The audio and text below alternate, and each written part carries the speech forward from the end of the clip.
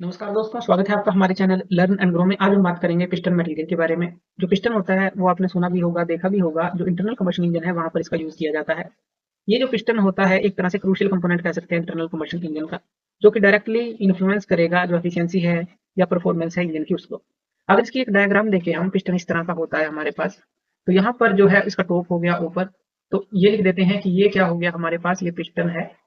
और यहाँ पे ये रिंग्स की जगह होती है। पिस्टन के अकॉर्डिंग ही इन रिंग्स को भी डिजाइन किया जाता है ताकि हमें अच्छी परफॉर्मेंस और अच्छी एफिशिएंसी दे सके इंजन।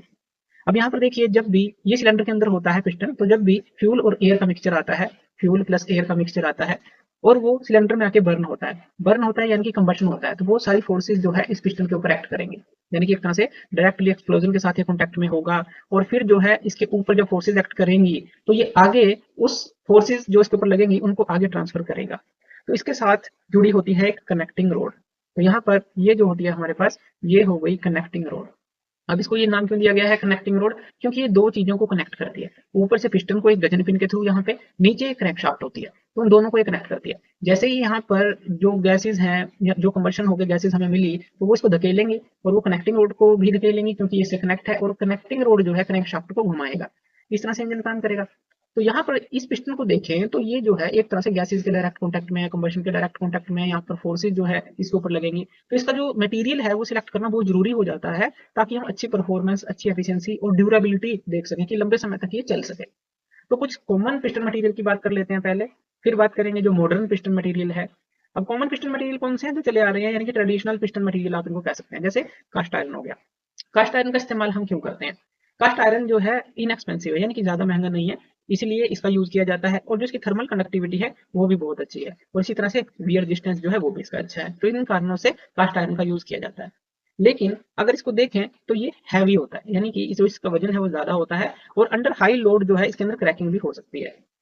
तो ये जो है इन कारणों से अगर हम देखें तो अकॉर्डिंग टू रिक्वायरमेंट हमें यूज करना पड़ेगा, और इसका जो एक्सपेंशन कोफिशिएंट है वो भी कम होता है, लोअर या लिमिटेड कहें वो होता है। तो कास्ट आयरन का हम ट्रेडिशनली यूज करते हैं। दूसरा, उसके बाद अगर कास्ट आयरन का जैसे हमने देखा कि हैवी है ये, तो दूसरा हम यूज कर सकते हैं एल्युमिनियम एलॉयज का। एल्युमिनियम एलॉयज अब कास्ट आयरन से देखें तो ये काफी लाइट वेट होंगे, यानी कि इनका वजन कम होगा क्योंकि एल्युमिनियम है, तो इसका जो वजन है वो कम होता है, और थर्मल कंडक्टिविटी भी हमें इसके अंदर अच्छी मिल जाती है। इसी तरह से हम पिस्टन को एक अच्छा डिजाइन कर सकते हैं, और इसके अंदर हम high strength to weight ratio ले सकते हैं, यानी कि वेट कम के अंदर हम अच्छी स्ट्रेंथ ले सकते हैं इसके अंदर। लेकिन अगर एल्युमिनियम एलॉय को देखें तो इसकी टेंडेंसी है वियर होने की, यानी कि जो क्योंकि हल्का मटेरियल है तो टेंडेंसी जो है इसकी वियर होने की रहती है।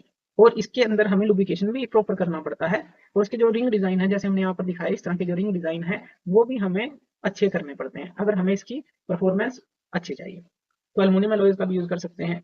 अगर ये तो हो गए एक तरह से ट्रेडिशनल कॉमन हमने बात की।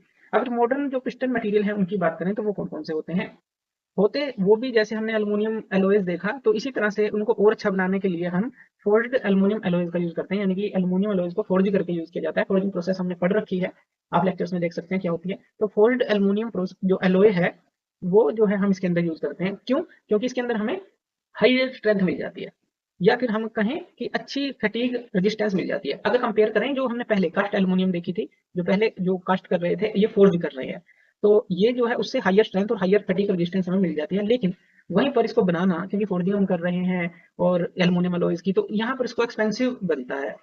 तो एक्सपेंसिव ये पिस्टन बनता है, मोर एक्सपेंसिव हमें पड़ता है इसको प्रोड्यूस करना। तो इसीलिए जो मॉडर्न है लेकिन यूज किए जाते हैं, क्योंकि हमें ये चीजें इसके अंदर मिल जाती है, लोअर वेट भी मिल जाता है, वो तो सारी प्रॉपर्टी रहेंगी ही एल्युमिनियम अलॉय की, लेकिन इसमें फोर्ज हम इसको कर लेते हैं जिससे ये प्रॉपर्टी और इसके एनहांस हो जाते हैं। दूसरा, हम यूज करते हैं हाइपर यूटेक्टिक एल्युमिनियम का। हाइपर यूटेक्टिक एल्युमिनियम के अंदर जो वियर रेजिस्टेंस है वो काफी इंप्रूव हो जाता है, क्योंकि इसके अंदर हम सिलिकॉन कार्बाइड पार्टिकल का यूज करते हैं ताकि वियर रेजिस्टेंस को, थर्मल कंडक्टिविटी को इंप्रूव कर सकें। तो ये इसके अंदर किया जाता है। लेकिन इसको बनाना काफी कम्प्लेक्स है, तो इसकी जो मैन्युफैक्चरिंग प्रोसेस रहेगी कम्प्लेक्स रहेगी। तो इसीलिए जो है जो मॉडर्न जो पिस्टन मटेरियल्स हैं वहां पर इनका यूज किया जाता है, लेकिन ये कॉस्टली पड़ते हैं हमें। इसी तरह से और भी हमारे पास होते हैं, जैसे सिरेमिक कंपोजिट हो गया।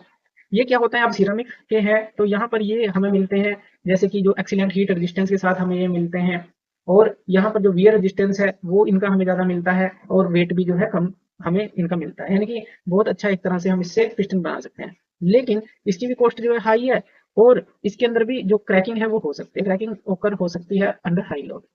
उसके अलावा भी हमारे पास कुछ मटेरियल हैं, जैसे स्टील का पिस्टन हम यूज कर लें।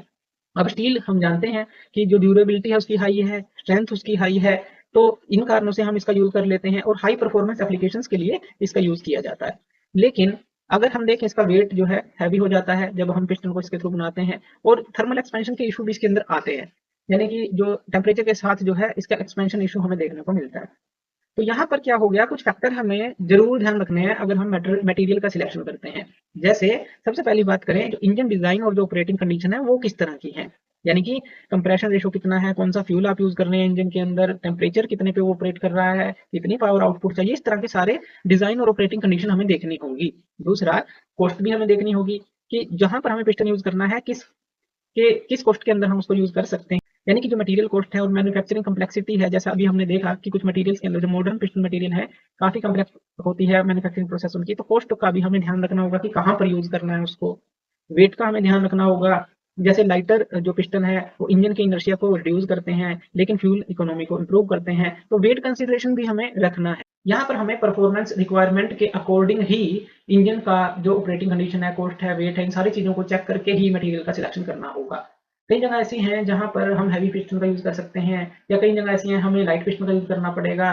कॉस्ट जो है कहीं की हम जो है कम कॉस्ट में काम चला सकते हैं। तो इस तरह की काफी सारी कंडीशंस हैं जहां पर हम मटेरियल सिलेक्शन कर सकते हैं ताकि अच्छी परफॉर्मेंस वो दे और इकोनॉमिकल हो, बजट में हो और अच्छा जो है ड्यूरेबल भी हो। तो सारी चीजों को देखकर ही हमें मटेरियल सिलेक्शन करना होता है। तो थैंक यू वीडियो देखने के लिए, और इसी तरह की वीडियोस के लिए आप हमारे चैनल लर्न एंड ग्रो पे हमें सब्सक्राइब कर सकते हैं। धन्यवाद।